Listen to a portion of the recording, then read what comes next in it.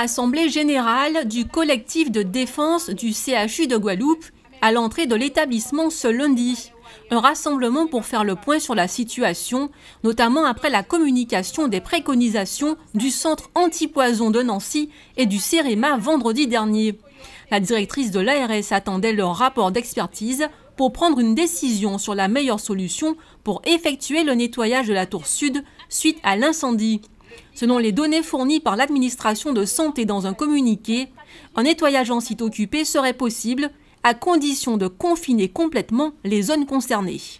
Pouvons-nous accepter des confinements très sécurisés, empêchant la circulation normale des patients, des brancards, du personnel?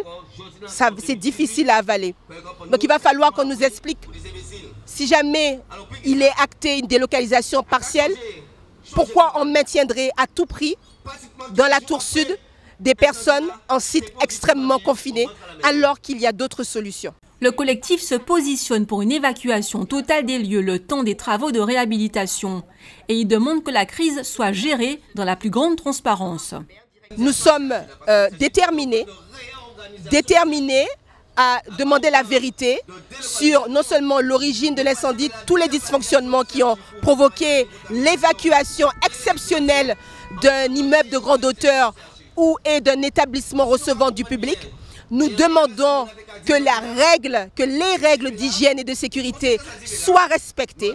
Nous demandons que nous puissions accueillir, prendre en charge nos patients dans des conditions optimales. Pour l'instant, il est prévu de commencer par vider entièrement la tour nord, le bâtiment devant lui aussi être nettoyé. Reste à trouver le scénario de ce qui est appelé la phase 2 et qui concernerait donc plus particulièrement la décontamination de la tour sud. La question étant donc toujours de savoir quel type de délocalisation choisir et s'il est possible de rester autant que possible sur place.